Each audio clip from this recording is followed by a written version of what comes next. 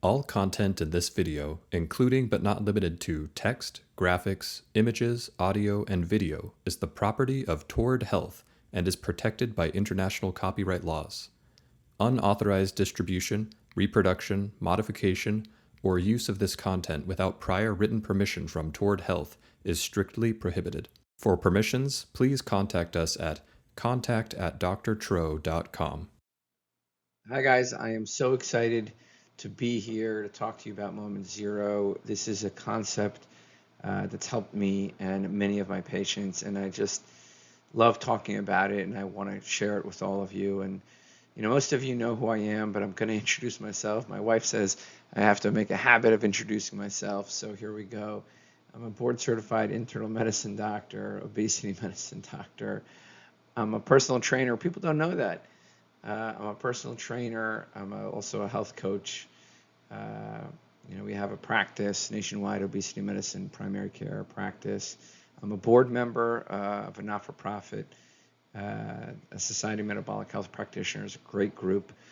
If you're looking for philanthropic donations, that's a place to look for. An amazing group of people. This is a great board.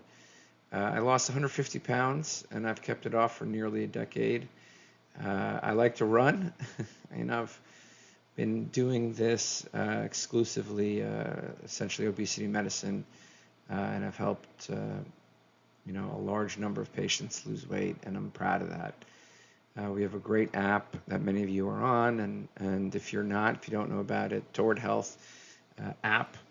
We got a podcast with 10 million downloads, and I've got a social media reach and 10 published papers, which I'm super, super proud about. So I'm happy to report here. We've called out the American Academy of Pediatrics in the journals, and with my partner who presented earlier, Dr. Laura Buchanan, and some awesome other team of doctors. We called their bias out, and I do a lot of that. I try to call out the bias from other doctors and with letters to the editor, and I'm very active in being an advocate for metabolic health in the medical literature and for my patients, really. I wish to just create the medical practice I wish I had when I suffered with obesity. I'm married to an amazing wife, Rosette. She has a baking mix company.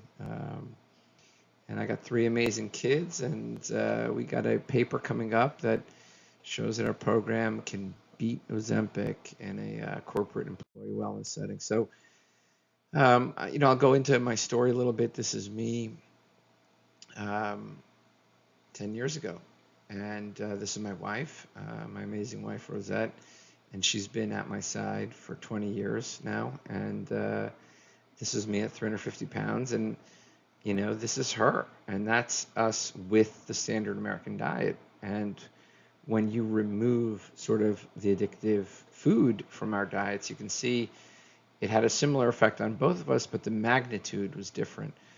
For my wife, she lost 15 pounds and her migraines disappeared. For me, I lost 150 pounds, and my prediabetes, hypertension, sleep apnea, joint aches, those disappeared. So the food, its addictive potential is essentially the same, but we're 2 different people with 2 different gene pools, with 2 different sort of relationships to food, and it had 10 times the negative impact on me that it did on her. And people say Dr. Tro, but really it's not just Dr. Tro. There's an amazing team of people here. You've already heard from Amy Igus. You've heard from Dr. Laura Buchanan, Tori, who's was with us for a long time and still very close and near and dear to our practice. But so many others here that make this team special. So a big shout out to all of them. And what is it that we do?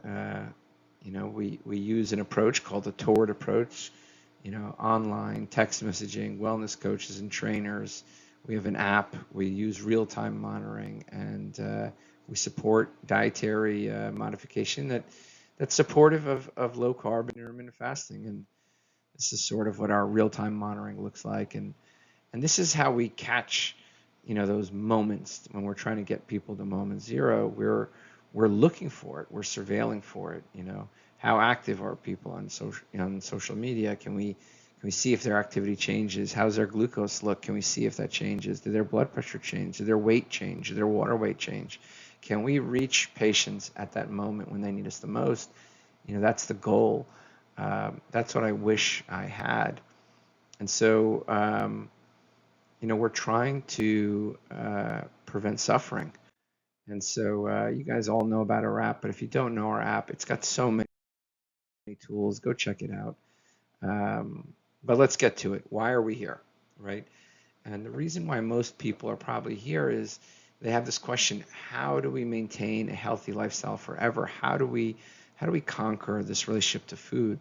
And really, another way of saying it is, how do we reduce suffering, right? When we go off plan, it is miserable. It just feels terrible. You feel like you let yourself down. You oftentimes don't feel good. You maybe, your joints are swelling. Your stomach doesn't feel good. I mean, it's often not a good feeling. And so how do we reduce that suffering?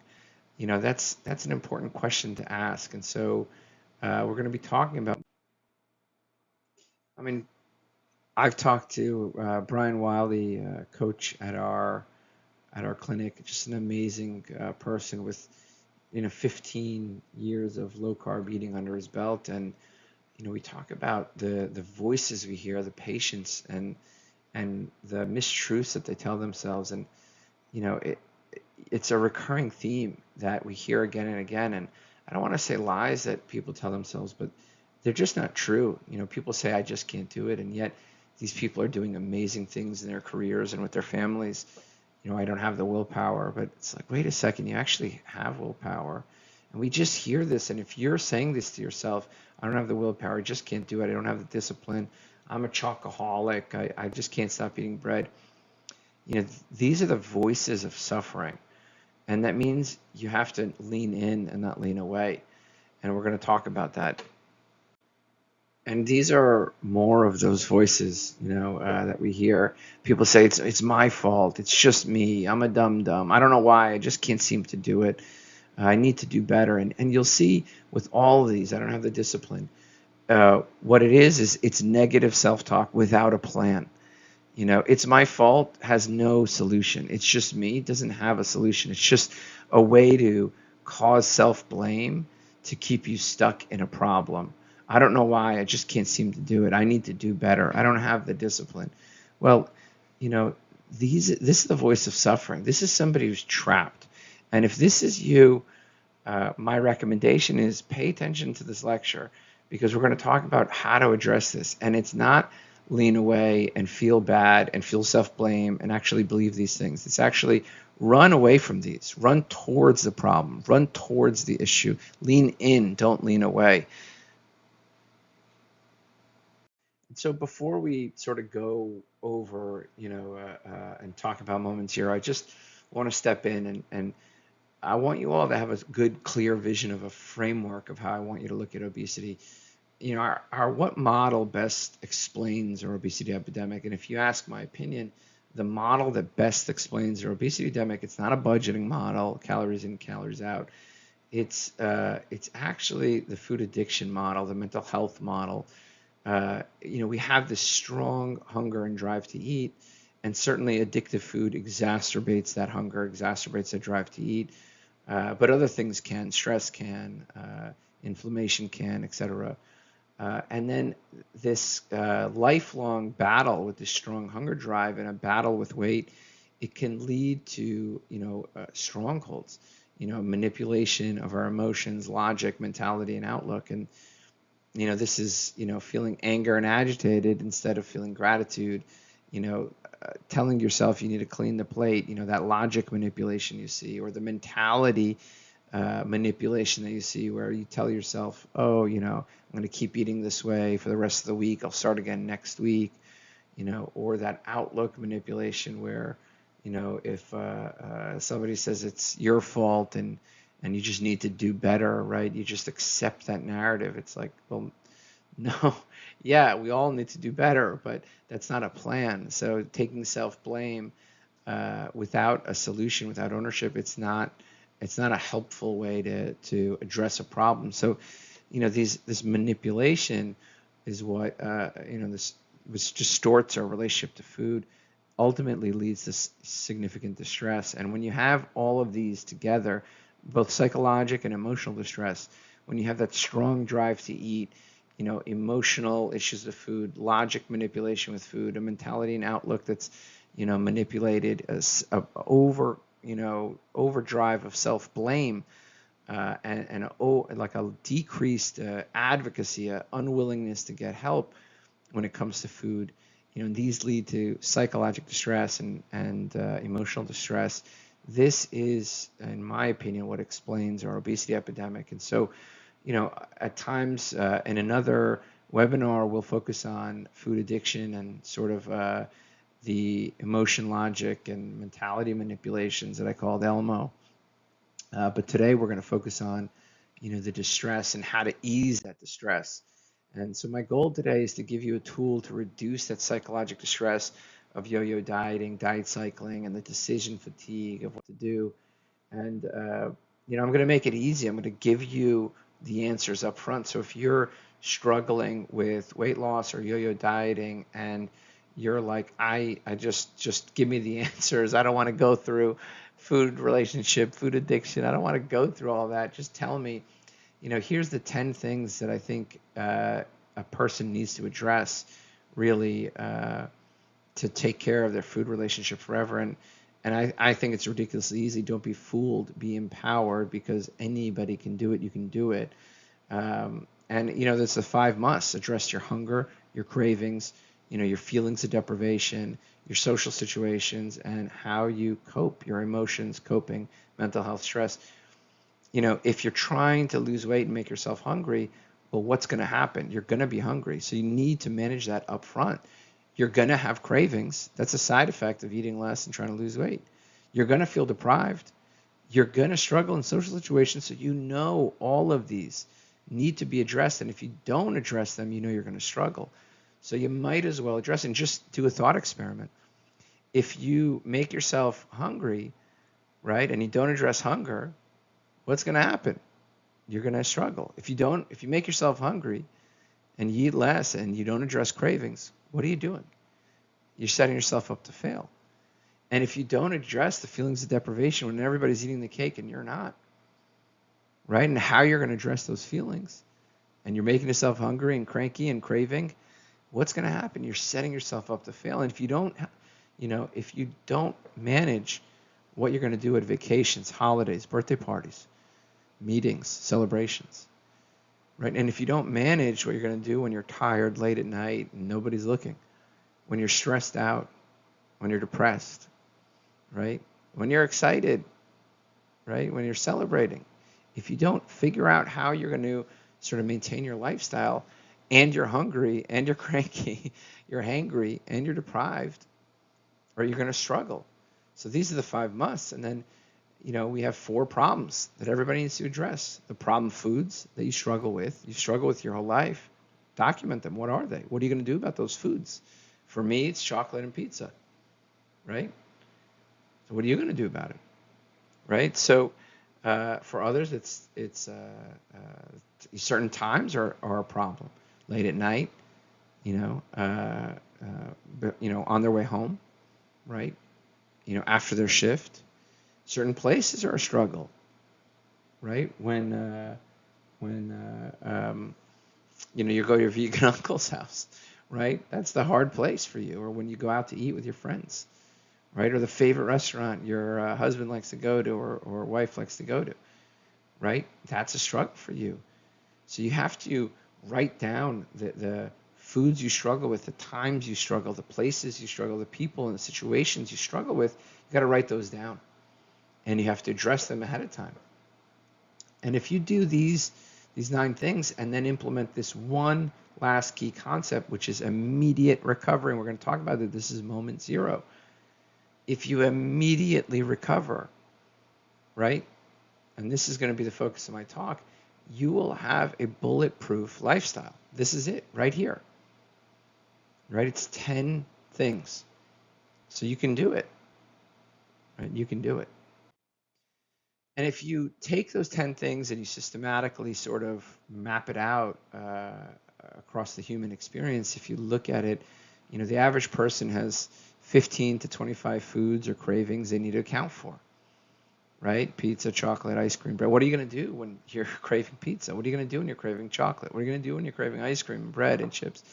They have 5 to 10 locations they need to worry about: home, car, work, family, right? Their family's home.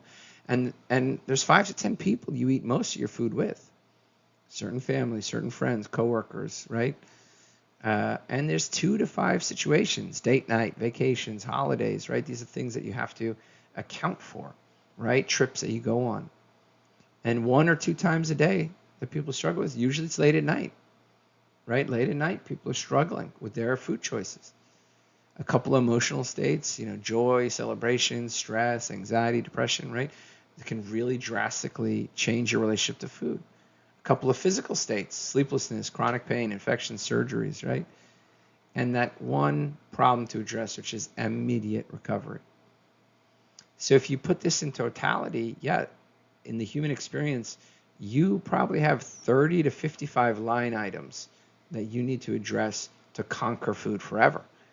So I want you to take a picture of this. Take a picture of this slide, right? And put it on and then map it out.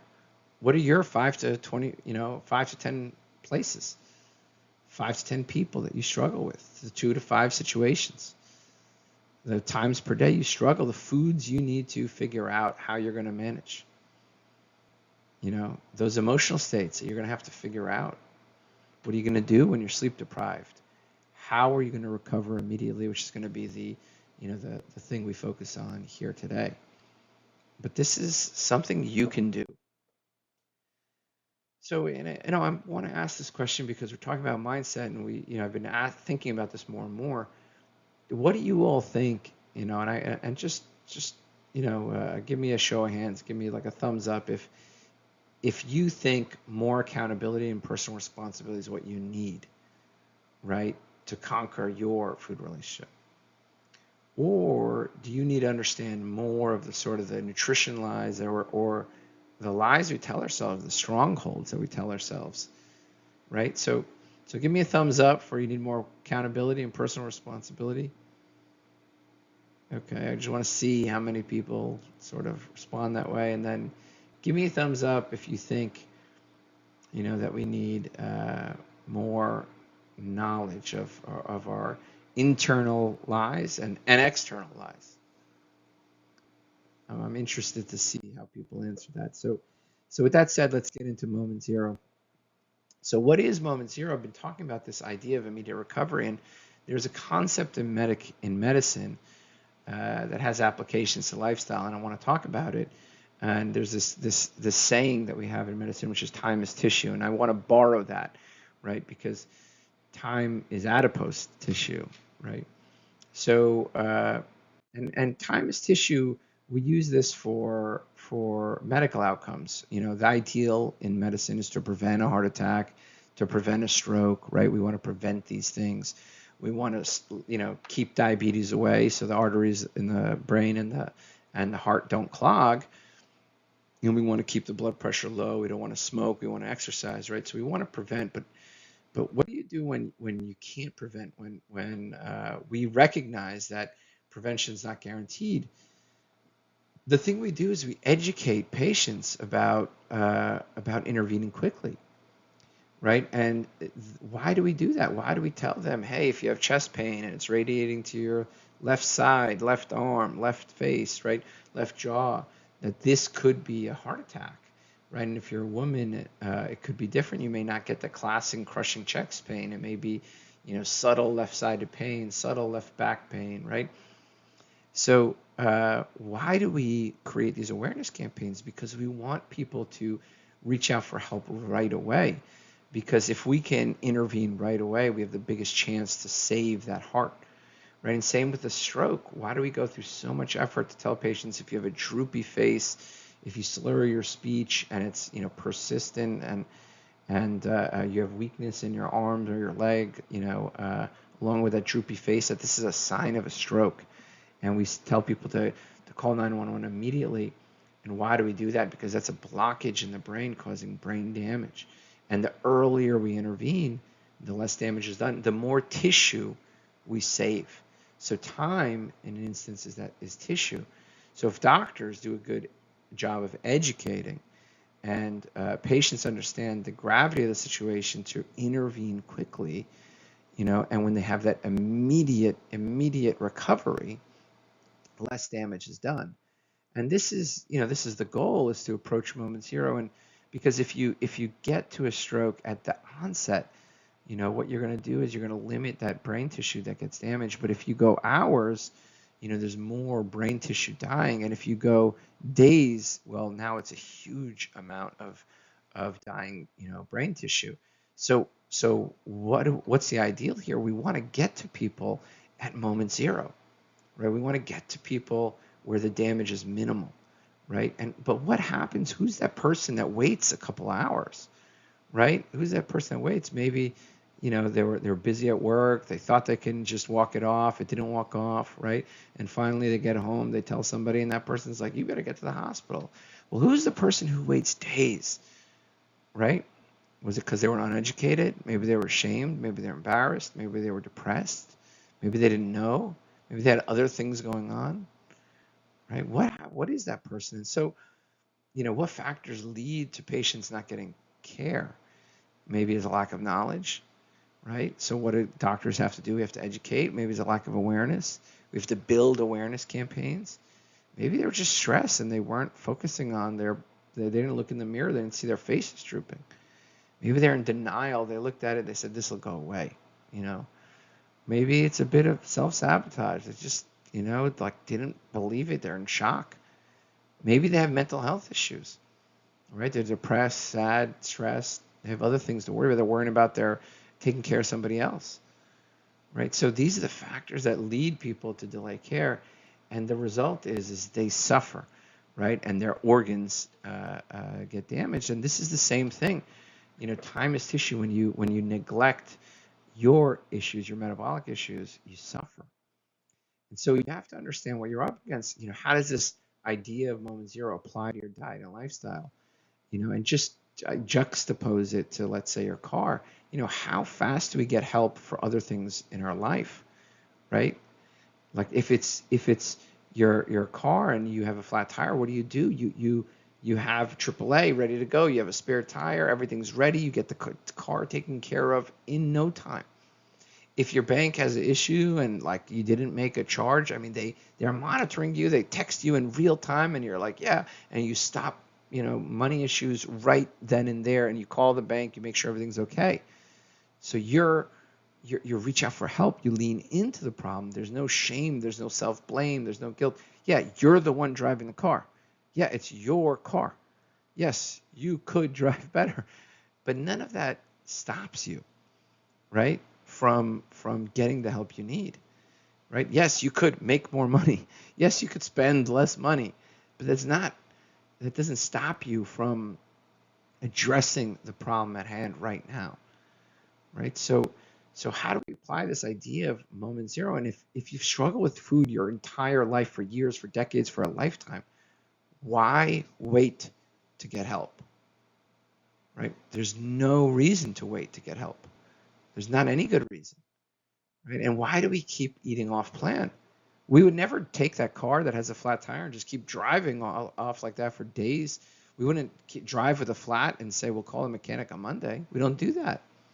We get help immediately, right? If there's fraud occurring in our bank, we call the bank right away. We don't just go on a shopping spree and make it rain at the ATM and then call the accountant on Monday.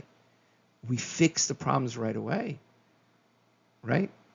And we go back. We try to get that ideal. We take care of the problem right away. So this thing that we care about is upheld, right? So why don't we get help immediately and go back to our ideal vision for our health when it comes to food and the food choices we're making? So why do we allow one less than ideal snack or meal to turn into weeks or months off plan? Why does that happen, right? And so you have to understand, when you're doing a lifestyle intervention, you know, our goal is to make things easier. So, you know, we have this idea of replace what you can't restrict, you know, use, replacement foods at like a spare tire. We learn how to eat at restaurants. We want to make things easy for you so you don't go off plan, but we have to admit, we're all human, right? If you're in Rome and you want to taste some wine and some homemade pasta, do you think that there's anybody in the world that should say no to you if that's what you want? You know, I may not, but that doesn't, you know, if you want that and it's a once in a lifetime, I mean, only you can make that choice of what's right or wrong for you. But yeah, we often make mistakes. Maybe we didn't want to. You were at that Mexican restaurant again, and you had the chips again, and you didn't want to, right? So we're human. We may want to indulge. The only person that knows what's right for us is us. But if you don't feel good about it, you may feel completely fine about that, you know, small bit of pasta you had when you were in Rome, but that, you know, tortillas you're eating every time you walk into that Mexican restaurant, you hate it. You don't like it. So you have to understand when it comes to food, it's likely that you're going to face adversity and it's likely you're going to make mistakes. So it's expected that at some point you may not make the ideal choice, right? So what are you going to do? How are you going to handle it? And this is important to do, right? Are you going to beat yourself up? How are you going to recover? So, so over a lifetime of weight struggles and a career, you know, helping thousands of patients, there's one thing that's helped. It's just immediately recover. Go to moment zero. Don't let any time lag. Lean in. Write out. If you don't like what happened, write it down. Get help as quick as you can. Right? In the app, we have a Get Help Now section. You have a health coach. If you're in our practice, text them. Right? Go over it with a buddy. Don't lean away. Lean in. Lean into the problem. Right? Like it was your car. Like it was your bank account. And I'm going to give you a case to sort of make this point. You know, there's a 40-year-old male patient.